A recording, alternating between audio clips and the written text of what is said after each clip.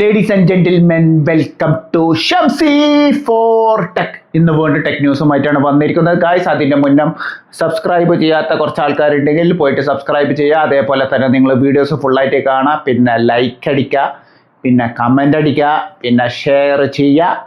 ഇതൊക്കെയാണ് വേണ്ടത്, നിർബന്ധമായിട്ടും വേണം, എന്നാലേ ചാനൽ മുന്നോട്ട് പോകുള്ളൂ. പിന്നെ കമൻറ്റ് തീരെയില്ല, അപ്പോൾ അതും കമൻറ്റും ചെയ്യുക. അപ്പോൾ ഞാൻ വീഡിയോ അധികം ഞാൻ പറഞ്ഞ് ദീർഘിപ്പിക്കുന്നില്ല ഗായ്സ്. അപ്പോൾ എല്ലാവർക്കും വീണ്ടും welcome to Shamsi for tech. Let's role.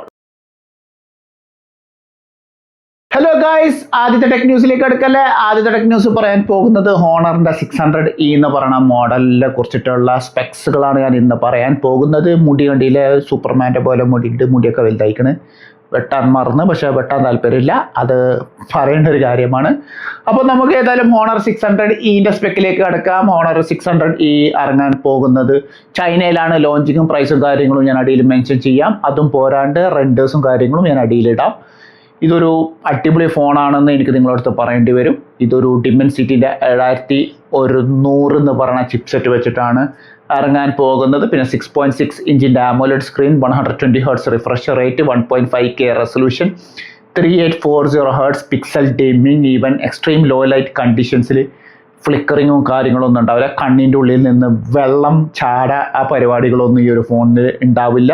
പിന്നെ 6.6 ഇഞ്ച് AMOLED സ്ക്രീൻ, അതും 120 Hz refresh rate, 6520 mAh battery, 45 watts charger. UFS ആണെങ്കിൽ 4.1 അല്ല 3.1 ആണ്. LPDDR5X ആവും എന്നാണ് എൻ്റെ ഒരു പ്രതീക്ഷ. റാം ആയിക്കോട്ടെ എന്നാണ് എനിക്ക് പറയാനുള്ളത് നിങ്ങളുടെ അടുത്ത്. ഇനി ക്യാമറ സ്പെക്സിലേക്ക് കടക്കുമ്പോൾ പറയാനുള്ളത് എന്ന് വെച്ച് കഴിഞ്ഞാൽ, ഇത് 108 മെഗാ പിക്സലിലെ ക്യാമറയും, ഇതിൽ 2 ക്യാമറകളാണ് വരാൻ പോകുന്നത്. 108 മെഗാ പിക്സലും സെക്കൻഡറി ക്യാമറ 5 മെഗാ പിക്സലിൻ്റെ അൾട്രാ വൈഡ് ആംഗിൾ ക്യാമറ ആണ് വരുന്നത്. ഇനി ഫ്രണ്ട് ഫേസിങ് സെൽഫി ക്യാമറ വരുന്നത്, അതും 16 മെഗാ പിക്സലിൻ്റെ ഫ്രണ്ട് ഫേസിങ് സെൽഫി വെച്ചിട്ടാണ് ഈ ഒരു ഫോൺ ഇറങ്ങാൻ പോകുന്നത്. പിന്നെ 6520 mAh ബാറ്ററി ബാക്കപ്പും 45 വാട്ട്സിൻ്റെ ചാർജറും വെച്ചിട്ടാണ് ഈ ഒരു ഫോൺ ഇറങ്ങുന്നത്. പിന്നെ ഏറ്റവും വലിയൊരു ഹൈലൈറ്റും കൂടെ ഈ ഒരു ഫോണിനെ കുറിച്ച് പറയാനുള്ളത് ഇതിൻ്റെ ഡിസ്പ്ലേ ആണ്. അതും AMOLED 6.6 ഇഞ്ച് 1.5K റെസൊല്യൂഷനിൽ നിങ്ങൾക്ക് HDR10+ കണ്ടൻസ് വീഡിയോകൾ നിങ്ങൾക്ക് ഇതിൽ കാണാൻ പറ്റും. പിന്നെ പോരാത്തതിന് ഡെഡിക്കേറ്റഡ് AI ബട്ടൺസും വരുന്നുണ്ട് എന്നാണ് പറയണത്. That's a great thing. പിന്നെ AI to image, AI to video കാര്യങ്ങളൊക്കെ ഈ ഒരു ഫോണിൽ ചെയ്യാൻ പറ്റും. പ്രൈസും കാര്യങ്ങളും ഞാൻ അടിയിൽ മെൻഷൻ ചെയ്യാം, യുവാനിലും. പിന്നെ അത് ഡോളറിലേക്കും കൺവേർട്ട് ചെയ്യാം. എന്താണ് നിങ്ങളുടെ അഭിപ്രായം? ഈ ഒരു ഫോൺ മേടിക്കാൻ താല്പര്യമുണ്ടോ ഇല്ല എന്നുള്ളത് നിങ്ങൾ അടിയിൽ കമൻറ്റ് ചെയ്യുക. അതല്ല നിങ്ങൾക്ക് വേറെ ഏതെങ്കിലും ആൾട്ടർനേറ്റീവ് ഓപ്ഷൻ ഉണ്ടോ, നിങ്ങൾക്ക് അതിലേക്കും നിങ്ങൾക്ക് ഓപ്റ്റ് ചെയ്യാം. എനിക്ക് ഈ ഫോൺ ഇഷ്ടപ്പെട്ടു എന്നാണ് എനിക്ക് നിങ്ങളുടെ അടുത്ത് പറയാനുള്ളത്. ഹോണറിൻ്റെ മാജിക് 9 ഇറങ്ങാൻ പോകുന്നുണ്ട്. റെൻഡർ കാര്യങ്ങളും അടിയിൽ മെൻഷൻ ചെയ്യാം. പ്രൈസും കാര്യങ്ങളൊന്നും അവർ ഒഫീഷ്യലായിട്ട് റിവീൽ ചെയ്തിട്ടില്ല. പക്ഷേ ഇതൊരു ഫ്ലാഗ്ഷിപ്പ് ചിപ്സെറ്റ് ഫോണും കൂടെയാണ്. സ്നാപ്ഡ്രാഗൻ്റെ 8 ലൈറ്റ് Gen 5 ചിപ്സെറ്റ് വെച്ചിട്ടാണ് ഇറങ്ങാൻ പോകുന്നത്. അതും 6.3 ഇഞ്ചിൻ്റെ OLED screen, 120 Hz refresh rate, LTPO display, പിന്നെ 1.5K റെസൊല്യൂഷൻ സപ്പോർട്ട് ചെയ്യും. UFS ആണെങ്കിൽ 4.1, LPDDR5X റാം. ക്യാമറ സ്പെക്കിലേക്ക് കടക്കുമ്പോൾ 200 മെഗാ പിക്സലിൻ്റെ ക്യാമറയും 50 മെഗാ പിക്സലിൻ്റെ അൾട്രാ വൈഡ് ആംഗിൾ ക്യാമറയും, പിന്നെ പെരിസ്കോപ്പിക് ക്യാമറ വരാൻ പോകുന്നത് 64 മെഗാ പിക്സലിൻ്റെ പെരിസ്കോപ്പിക് ക്യാമറ ആണ് വെച്ചിട്ടാണ് ഈ ഒരു ഫോണ് ലോഞ്ച് ചെയ്യാൻ പോകുന്നത്. ഹോണറിൻ്റെ മാജിക് 9 എന്ന് പറയുന്ന മോഡൽ അൺഫോർച്ചുനേറ്റ്ലി ടു സേ അവർ ഇതുവരെയായിട്ടും ഇതിൻ്റെ ചാർജിങ് സ്പീഡും കാര്യങ്ങളൊന്നും പറഞ്ഞിട്ടില്ല. പക്ഷേ ഒരു അഡ്വാൻറ്റേജ് ഉണ്ട്, ഇതിൻ്റെ ബാറ്ററി അടിപൊളിയാണ്. 8000 mAh ബാറ്ററി ബാക്കപ്പ് വെച്ചിട്ടാണ് ഈ ഒരു ഫോൺ ലോഞ്ച് ചെയ്യുന്നത്. പ്രൈസും കാര്യങ്ങളും ഒന്നും ഒഫീഷ്യലായിട്ട് റിവീൽ ചെയ്തിട്ടില്ല. But to say it's a great ഫോണാണ്. വിത്ത് AI ഫീച്ചേഴ്സും കാര്യങ്ങളും ഈ ഒരു ഫോണിൻ്റെ ഉള്ളിലുണ്ടാവും. പിന്നെ ഹോണറിൻ്റെ മാജിക് 9 Pro വരുമ്പോൾ തീർച്ചയായിട്ടും അത് സ്നാപ്ഡ്രാഗൻ്റെ 8 ലൈറ്റ് Gen 6 അല്ലെങ്കിൽ അതിൻ്റെ പ്രോ വേരിയൻ്റ് ആവാനാണ് സാധ്യത. അപ്പോൾ ആ സമയത്ത് പറയാം ഇത് ഏത് ചിപ്സെറ്റാണ് വരുന്നത്. അപ്പോൾ ഇതൊരു പിഞ്ച് ഓഫ് സോൾട്ട്, ഇതൊരു പിഞ്ച് ഓഫ് റൂമറായിട്ട് എടുക്കാം. ഏത് ഈ ഹോണറിൻ്റെ മാജിക് 9 Pro. ബാക്കി പറഞ്ഞ കാര്യങ്ങളൊക്കെ വ്യക്തമായിട്ട് ഉള്ളതാണ് നിങ്ങളുടെ അടുത്ത് മുന്നിൽ ഷെയർ ചെയ്തത്. സാംസങ്ങിൻ്റെ അപ്ഡേറ്റ് പറയാനുണ്ട്. സാംസങ്ങിൻ്റെ A27 എന്ന് പറയുന്ന ഫോൺ ലോഞ്ച് ചെയ്യാൻ പോകുന്നുണ്ട്. സ്നാപ്ഡ്രാഗൻ്റെ 6 Gen 3 ചിപ്സെറ്റ് വെച്ചിട്ടാണ് ഇറങ്ങുന്നത്. 5000 mAh battery, 25 watts charger support ചെയ്യും എന്നാണ് പറയുന്നത്. പിന്നെ 6.7 ഇഞ്ചിൻ്റെ ആമോലെഡ് സ്ക്രീനാണ് വരുന്നത്. അത് സൂപ്പർ ആമോലെഡ് ആയാലും ആമോലെഡ് ആയാലും ഇറ്റ്സ് നോട്ട് എ മാറ്റർ എന്നാണ് എനിക്ക് നിങ്ങളുടെ അടുത്ത് പറയാനുള്ളത്. അതും 120 Hz refresh rate, full HD plus 6.7 ഇഞ്ചാണ് വരുന്നത്. കാര്യങ്ങളൊക്കെ മനസ്സിലായല്ലോ. പിന്നെ UFS ആണെങ്കിൽ 2.2 LPDDR4Xൻ്റെ റാം വെച്ചിട്ടാണ് ഈ ഒരു ഫോൺ ഇറങ്ങുന്നത്. പിന്നെ ഏറ്റവും പറയാനുള്ളതെന്ന് വെച്ച് കഴിഞ്ഞാൽ എക്സിനോച്ച് ചിപ്സെറ്റ് അല്ല വരുന്നത്, എക്സിനോച്ച് ചിപ്സെറ്റ് അല്ല വരുന്നത്. അതിന് പകരം സ്നാപ്ഡ്രാഗൺ 6 Gen 3 എന്ന് പറയുന്ന ഒപ്റ്റിമൈസ്ഡ് ആയിട്ടുള്ള ചിപ്സെറ്റാണ് സാംസങ്ങിൻ്റെ A27 എന്ന് പറഞ്ഞ ഫോണിന് വരാൻ പോകുന്നത്. പ്രൈസും കാര്യങ്ങളും റിവീൽ ചെയ്തിട്ടില്ല. ഇപ്രാവശ്യം പ്രൈസ് വീണ്ടും കൂട്ടിയിട്ടുണ്ട് എന്ന് എനിക്ക് നിങ്ങളുടെ അടുത്ത് പറയാനുണ്ട്. കാരണം ആ പ്രൈസിനായിരിക്കും നിങ്ങൾ ഇനി മേടിക്കേണ്ട അവസ്ഥയിലേക്ക് നിങ്ങൾ മാറും. ഇനി നിങ്ങൾ ഓഫർ ചോദിച്ചിട്ട് വരാണ്ടിരിക്കുക എന്നാണ് എനിക്ക് പറയാനുള്ളത്. ഇനി നിലവിൽ വരാൻ പോകുന്ന എല്ലാ ഫോണുകൾക്കും വിലയും കൂട്ടിയിട്ടുണ്ട്. സാംസങ്ങിന് മാത്രമല്ല, Oppo, OnePlus, Realme, Motorola, lava എല്ലാവരും വിലയും കൂട്ടിയിട്ടുണ്ട് എന്നാണ് പറയാനുള്ളത്. ഇന്ത്യൻ മാർക്കറ്റിലും ഫോണുകളുടെ വില കുതിച്ച് കയറാണ്, സ്കൈ റോക്കറ്റായിട്ട് മാറുകയാണ്. അതുകൊണ്ട് ഇനി എന്ന് ഫോണുകളുടെ വില കുറയും എന്നുള്ളത് ദൈവത്തിന് മാത്രമേ അറിയുള്ളൂ.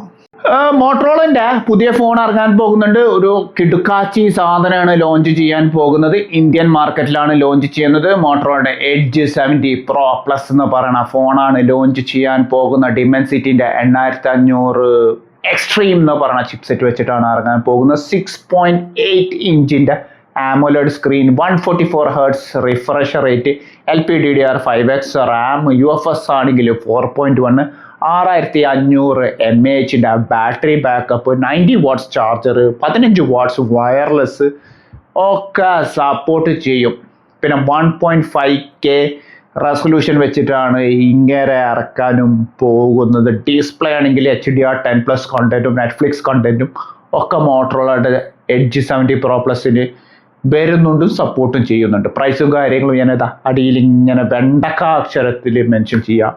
വാല്യൂ ഫോർ മണി ആണോ എന്ന് ചോദിച്ചു കഴിഞ്ഞാൽ യെസ് എന്നാണ് എനിക്ക് നിങ്ങളുടെ അടുത്ത് പറയാനുള്ളത്. അതും 144 Hz LTPO ഡിസ്പ്ലേ ആണ് എന്നുണ്ടെങ്കിൽ പിന്നെ ഒന്നും നോക്കണ്ട, കണ്ണും പൂട്ടിയിട്ട് നിങ്ങൾക്ക് ഒരു ഫോൺ എടുക്കാം എന്നാണ് എനിക്ക് പറയാനുള്ളത്. പക്ഷേ ഇതിലൊരു സംശയമുണ്ട്, ഇത് LTPS ഡിസ്പ്ലേ ആകുമോ അതോ ഇത് LTPO ഡിസ്പ്ലേ ആകുമോ എന്നുള്ളത്.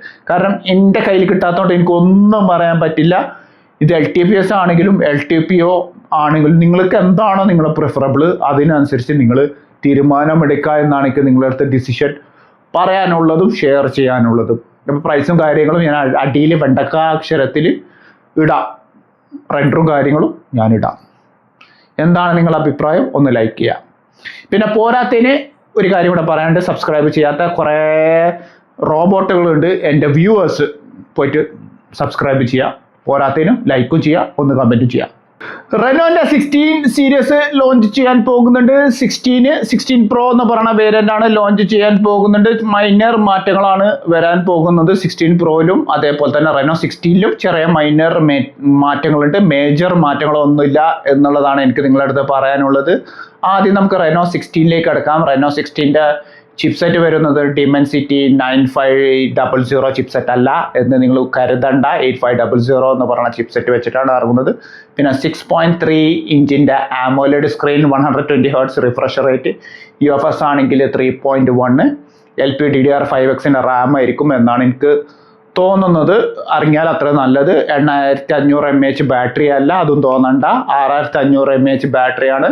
പിന്നെ 80 വാട്ട്സിൻ്റെ വയേർഡ് ചാർജറാണ് വരുന്നത്. വയർലെസ് ചാർജിങ് വരുന്നില്ല എന്നുള്ള കാര്യം ഞാൻ നിങ്ങളെ ഓർമ്മപ്പെടുത്തുകയാണ്. പ്രോയില് വയർലെസ് ചാർജിങ് സപ്പോർട്ട് ചെയ്യുന്നുണ്ട് എന്നാണ് അതും ഓർമ്മപ്പെടുത്താണ് നിങ്ങളുടെ അടുത്ത്. ഇനി ക്യാമറ മെഗാ പിക്സലിലേക്ക് വരുമ്പോൾ 200 മെഗാ പിക്സലിൻ്റെ പ്രൈമറി ക്യാമറയും 50 മെഗാ പിക്സലിൻ്റെ അൾട്രാ വൈഡ് ആംഗിൾ ക്യാമറയും പിന്നെ 50 മെഗാ പിക്സലിൻ്റെ പെരിസ്കോപ്പിക് ക്യാമറ വെച്ചിട്ടാണ് റെനോ 16 ലോഞ്ച് ചെയ്യാൻ പോകുന്നത്. പിന്നെ 1.5K റെസൊല്യൂഷനും സപ്പോർട്ട് ചെയ്യുന്നുണ്ട്. 6.3 ഇഞ്ചിൻ്റെ ആമോലെഡ് സ്ക്രീനാണ് വരുന്നത്. പിന്നെ പിക്സൽ ടിമ്മിങ് കൂട്ടിയിട്ടുണ്ട്. 3840 Hz പിക്സൽ ടിമ്മിങ്ങും വരുന്നുണ്ട്. പിന്നെ ഒരു കാര്യം കൂടെ പറയാനുള്ളത് എന്ന് വെച്ച് കഴിഞ്ഞാൽ IP69K റേറ്റിംഗ് വെച്ച് സപ്പോർട്ട് ചെയ്യുന്ന ഫോണും കൂടെയാണ് എന്ന് എനിക്ക് പറയാനുണ്ട്. ഹൈ പ്രഷർ വാട്ടറും താങ്ങാൻ ശേഷിയുള്ള ഒരു ഫോണും കൂടെയാണ് Reno 16. എടുക്കാൻ താല്പര്യമുണ്ടെങ്കിൽ grab as soon as possible എന്നാണ് എനിക്ക് നിങ്ങളുടെ അടുത്ത് പറയാനുള്ളത്. പിന്നെ സെൽഫി ക്യാമറ വരുന്നതും അതും 50 മെഗാ പിക്സലിലെ ക്യാമറയാണ്. അതിൽ 4K സപ്പോർട്ട് ചെയ്യുമോ ഇല്ലയോ എന്നുള്ള കാര്യം ഒന്ന് എനിക്ക് വ്യക്തമായിട്ട് അറിയില്ല, കാരണം എൻ്റെ കയ്യിൽ കിട്ടാത്തതുകൊണ്ട് ഒന്ന് എനിക്ക് നിങ്ങളുടെ അടുത്ത് മുന്നിൽ പറയാൻ പറ്റില്ല. ഇനി പറയണം എന്നുണ്ടെങ്കിൽ നിങ്ങളെ സപ്പോർട്ട് നിർബന്ധമായിട്ടും വേണം, എന്നാലേ എനിക്ക് ഈ ഡിവൈസുകൾ എൻ്റെ കയ്യിൽ കിട്ടുള്ളൂ. നാഴികക്ക് 50 വട്ടമായി ഞാനിത് പറയുന്നത്, നിങ്ങൾ കേൾക്കുന്നുണ്ടോ ഇല്ലയോ എന്നൊന്നും എനിക്കറിയില്ല. പറഞ്ഞേ തീരെ പറ്റൂ. ഇനി നമുക്ക് Reno 16 Pro സീരീസിൻ്റെ അപ്ഡേറ്റിലേക്ക് കടക്കാം. ഒരു ചെറിയൊരു ഇടവേള. ഇനി Reno 16 Proൻ്റെ സ്പെക്കിലേക്ക് കടന്നു കഴിഞ്ഞാൽ കിടുക്കാച്ചി സ്പെക്കും കൂടെ Dimensity-ൻ്റെ 9500S എന്ന് പറയുന്ന ചിപ്സെറ്റ് വെച്ചിട്ടാണ് ഇറങ്ങാൻ പോകുന്നത്. ഈ രണ്ട് ഫോണുകളും ചൈനീസ് വേരിയന്റ് സ്പെക്കാണ് ഞാൻ നിങ്ങളുടെ മുന്നിൽ ഷെയർ ചെയ്യുന്നത്. 1.5K റെസൊല്യൂഷൻ സപ്പോർട്ട് ചെയ്യും, 120 Hz refresh rate, LTPO display ആണ്, 6.7 ഇഞ്ചിൻ്റെ OLED screen, 2160 Hz pixel dimming work ചെയ്യുന്ന ഫോണും കൂടെയാണ്. പിന്നെ 7000 mAh ബാറ്ററി, 80 വാട്ട്സ് വയർലെസ്, പിന്നെ 80 വാട്ട്സ് വയർലെസ് അല്ല, 80 വാട്ട്സ് വയേർഡ് ചാർജറും 50 വാട്ട്സ് വയർലെസ് ചാർജിങ്ങും സപ്പോർട്ട് ചെയ്യും. പിന്നെ 1.5K റെസൊല്യൂഷൻ സപ്പോർട്ട് ചെയ്യുന്ന ഒരു ഫോണാണ്. പിന്നെ സ്റ്റോറേജിൻ്റെ പ്രൈസും കാര്യങ്ങളും ഞാൻ അടിയിൽ മെൻഷൻ ചെയ്യാം. 3 വേരിയൻറ്റുകളിൽ വെച്ചിട്ടാണ് സ്റ്റോറേജ് വരുന്നത്. പിന്നെ ഏറ്റവും വലിയൊരു പ്രത്യേകതയും കൂടെ പറയാനുള്ളത് എന്ന് വെച്ച് കഴിഞ്ഞാൽ Reno 16 Proന് യവനക്ക് ബൈപ്പാസ് ചാർജിങ്ങും വർക്ക് ചെയ്യും എന്നാണ് പറയണത്. That's a great sign for Reno 16 Pro എന്ന് പറയുന്ന വേരിയൻറ്റിൽ. Hats off to you. അത് നല്ലൊരു തീരുമാനമാണ് എടുത്തത്. നല്ല തീരുമാനമാണ്. പിക്സൽ ഡിമ്മിങ് ഇച്ചിരി കുറഞ്ഞു എന്നാണ് എനിക്ക് പറയാനുള്ളത്. പിന്നെ 80 വാട്ട്സിൻ്റെ ചാർജർ ബോക്സിൻ്റെ ഉള്ളിൽ, പെട്ടിൻ്റെ ഉള്ളിൽ ഉണ്ടാവും. പിന്നെ TPU കേസ്, പിന്നെ കവറ്, സ്ക്രീൻ പ്രൊട്ടക്ടർ കാര്യങ്ങളും ഒക്കെ അതിൻ്റെ ഉള്ളിലുണ്ടാവും.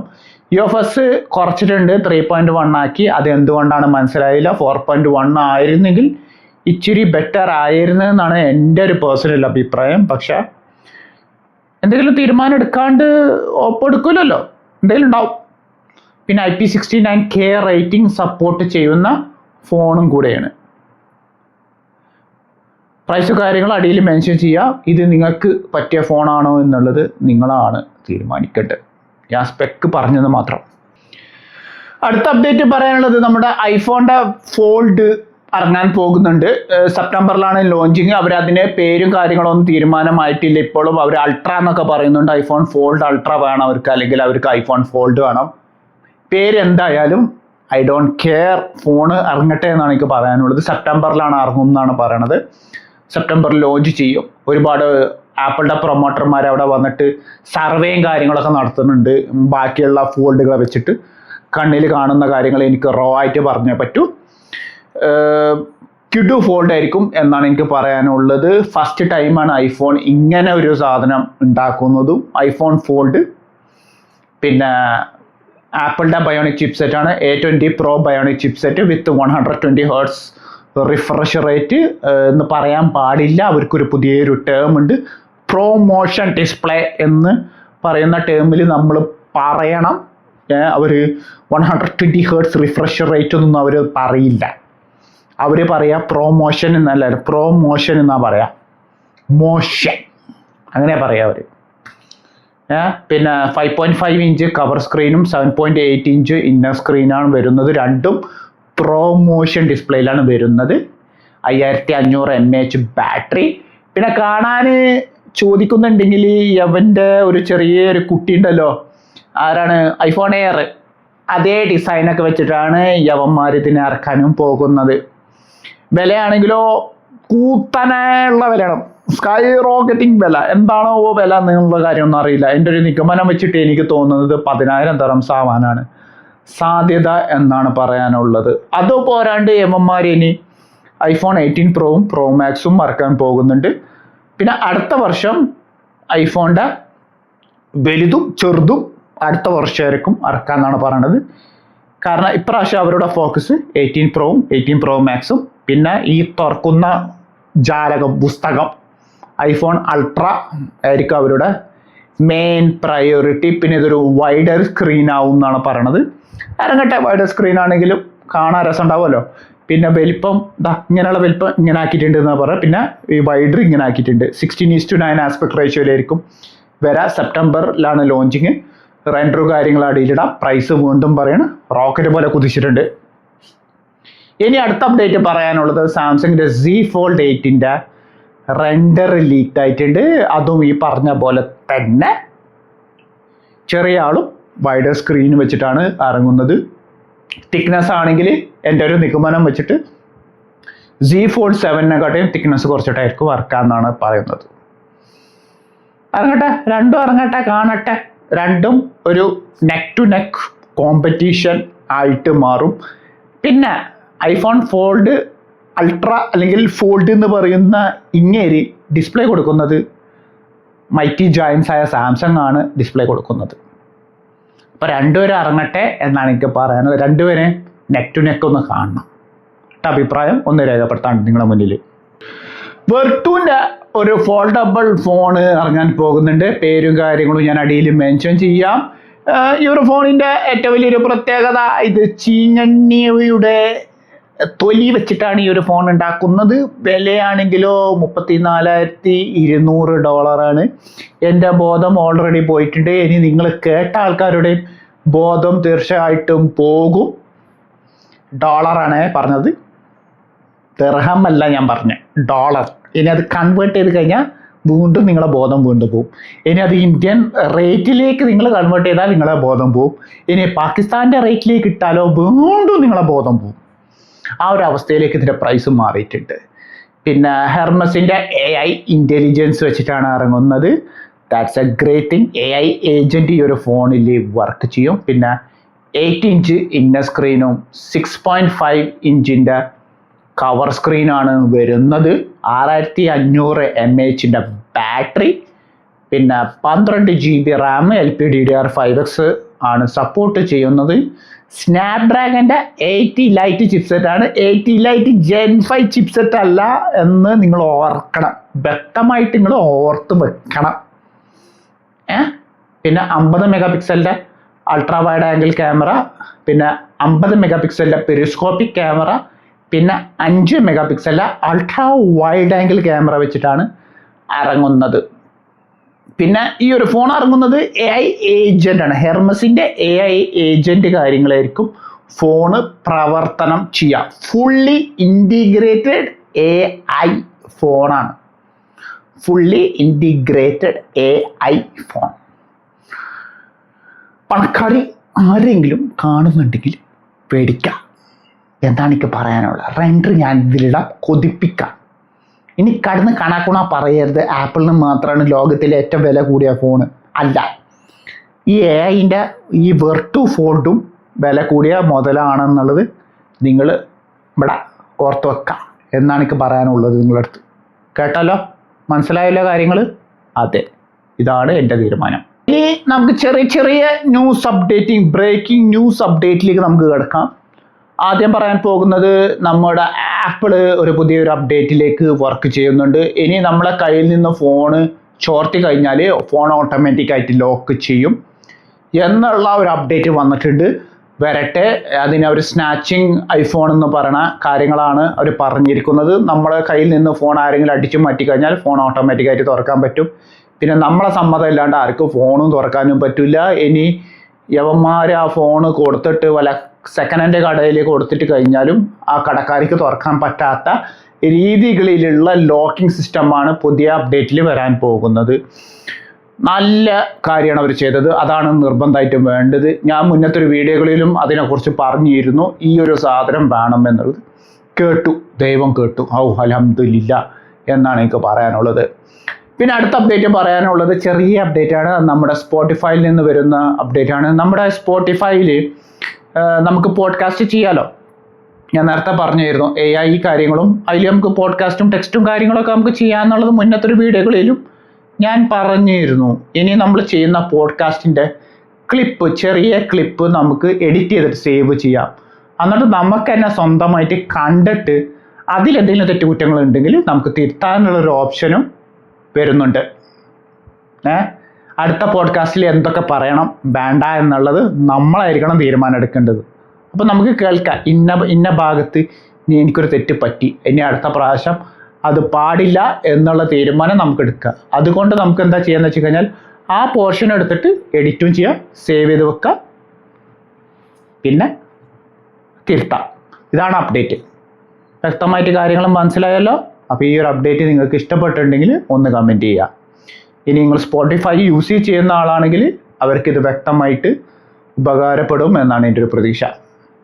പുതിയൊരു അപ്ഡേറ്റ് പറയാണ്ട്, നമ്മുടെ ഡ്രീമി എന്ന് പറയുന്ന കമ്പനി ഉണ്ട്, ഈ നിലക്ക് തുടക്കുന്ന വാക്യൂം ക്ലീനറിൻ്റെ brand ambassador, official global brand ambassador നമ്മുടെ CR7 ക്രിസ്ത്യാനോ റൊണാൾഡോ ആണ് ആ ഒരു കമ്പനിയുടെ ഗ്ലോബൽ ബ്രാൻഡ് അംബാസിഡർ. അടുത്ത അപ്ഡേറ്റ് പറയാനുള്ളത് നമ്മുടെ ഷിയോമി പ്രൈവസി ഡിസ്പ്ലേ ഫീച്ചറിൻ്റെ അപ്ഡേറ്റ് വരാൻ പോകുന്നുണ്ട്. അവരുടെ ഹൈപ്പർ OS 4 ഈ ഒരു അപ്ഡേറ്റ് വരാം എന്നാണ് പറയുന്നത്. വരട്ടെ. നേരത്തെ സാംസങ്ങിൻ്റെ S26 അൾട്രയിൽ അത് ഹാർഡ്വെയറിലായിരുന്നുണ്ടെങ്കിൽ ഇപ്രാവശ്യം ഷോമിൻ്റെ അതിൽ സോഫ്റ്റ്വെയറിലായിരിക്കും എന്നാണ് എനിക്ക് നിങ്ങളുടെ അടുത്ത് പറയാനുള്ളത്. വ്യക്തമായിട്ട് മനസ്സിലായല്ലോ. അപ്പോൾ വീണ്ടും റിപ്പീറ്റ് ചെയ്യണം, S26 അൾട്രയിൽ പ്രൈവസി ഡിസ്പ്ലേ ഹാർഡ്വെയറിലാണ്, എന്നാൽ ഷോമിൻ്റെ ഡിവൈസുകളിൽ സോഫ്റ്റ്വെയറിലായിരിക്കും ഇറക്കി ചെയ്യുക. ഹൈപ്പർ OSൻ്റെ 4th അപ്ഡേറ്റിലായിരിക്കും വരിക എന്നാണ് എനിക്ക് നിങ്ങളുടെ അടുത്ത് പറയാനുള്ളത്. നമ്മുടെ NVIDIA കമ്പനിക്കാരെ അറിയാലോ, ഗ്രാഫിക്സ് കാർഡും AI ഒക്കെ ഉണ്ടാക്കുന്ന ഒരു ഹൈ ക്വാളിറ്റി കമ്പനിയാണ്. യവന്മാർ ടോപ്പ് കൺസിസ്റ്റൻസി ആയിട്ട് AI കാര്യങ്ങളും ഗ്രാഫിക്സ് കാർഡും ഇന്ന് നിലവിൽ അവരുതാണ് ലോകത്തിലെ ഏറ്റവും വലിയ ടോപ്പ് ആണെന്ന് പറയാനുള്ളത്. ആ കമ്പനിക്കാർ ഇനിയൊരു RTXൻ്റെ സ്പാർക്ക് കമ്പ്യൂട്ടർ സിസ്റ്റം കൊണ്ടുവരാൻ പോവുകയാണ്. ഇനി അവർ സ്വന്തമായിട്ടൊരു കമ്പ്യൂട്ടിംഗ് ചിപ്പ് RTXൻ്റെ 5070 എന്ന് പറയുന്ന ചിപ്സെറ്റ്, CPU ചിപ്സെറ്റ് അവരുണ്ടാക്കാൻ പോവുകയാണ്. ഇനി വരാൻ പോകുന്ന എല്ലാ ഹൈ എൻഡ് ഗെയിമിംഗ് ഡിവൈസസും AI ഡിവൈസസും AI ഏജൻറ്റ് ഡിവൈസുകളും ഇനി RTX ഉണ്ടാക്കാൻ പോവുകയാണ് എന്നാണ് എനിക്ക് നിങ്ങളുടെ അടുത്ത് പറയാനുള്ളത്. ഇനി AI ഏജൻറ്റ് മുഖേനയാണ് കാര്യങ്ങൾ ഇനി പ്രവർത്തനം നടത്താൻ പോകുന്നത്. വ്യക്തമായിട്ട് മനസ്സിലായല്ലോ. ഇനി തീർച്ചയായിട്ടും ഇതൊരു ഇൻ്റലിന് ഒരു ചെറിയ ഒരു അടി ആവാൻ സാധ്യതയില്ല. പക്ഷേ ഇൻ്റൽ കണ്ണ് തുറന്ന് നോക്കും എങ്ങനെയായിരിക്കും NVIDIA ഈ ഒരു തീരുമാനത്തെ എക്സിക്യൂട്ട് ചെയ്യുന്നത്. അതിനനുസരിച്ചിട്ട് തീർച്ചയായിട്ടും ഇൻ്റൽ ഒരു തീരുമാനം എടുക്കും എന്നാണ് എനിക്ക് പറയാനുള്ളത്. അതൊരു പ്രവചനം കൂടെയാണ്.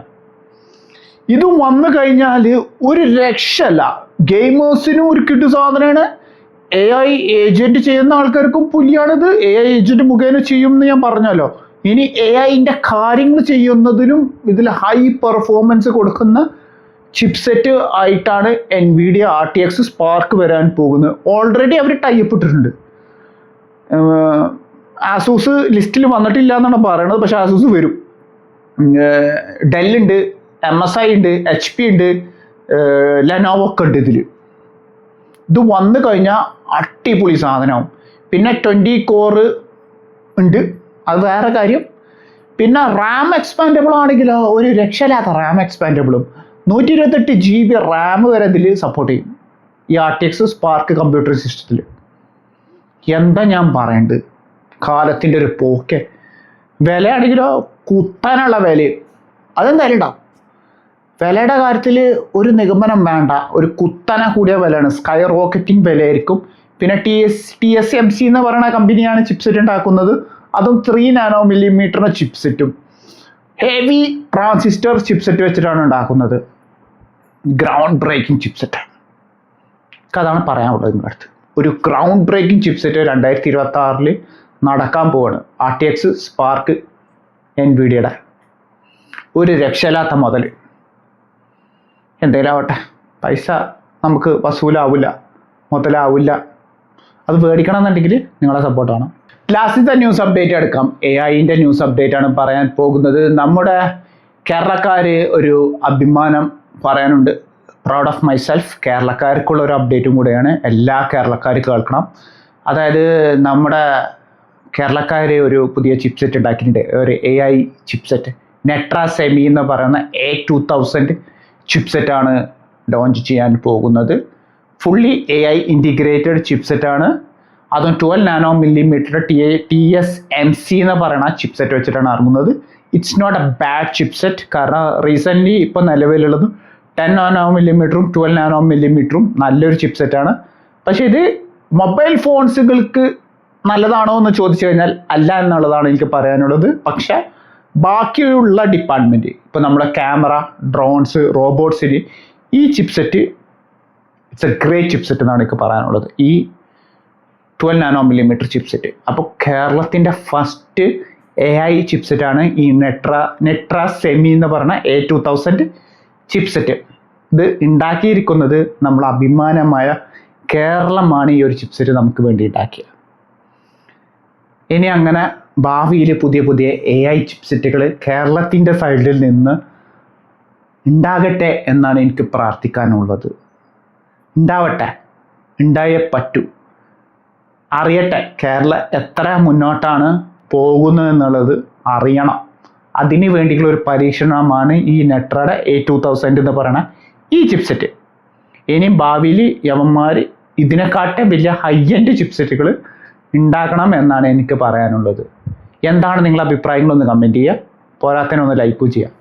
അപ്പോൾ ഞാൻ വീഡിയോ വൈൻഡ് അപ്പ് ചെയ്യണം. അപ്പോൾ എല്ലാവർക്കും വീഡിയോ ഇഷ്ടപ്പെട്ടിട്ടുണ്ടെങ്കിൽ എല്ലാവരും എൻ്റെ വീഡിയോസിന് വേണ്ടി നിലത്ത് പോയിട്ട് ഒന്ന് കമൻറ്റ് ചെയ്യുക, പിന്നെ ഒന്ന് ലൈക്ക് അടിക്കുക, പിന്നെ അവിടെ ബെൽ ബട്ടൺ ഉണ്ട്, ഒന്ന് അടിച്ചു പൊട്ടിക്കുക, പിന്നെ സബ്സ്ക്രൈബ് ചെയ്യുക, പിന്നെ ഷെയർ ചെയ്യുക. അതുവരെക്കും എല്ലാവർക്കും എൻ്റെ ഹൃദയം നിറഞ്ഞ വലിയൊരു ഗുഡ് ബൈ.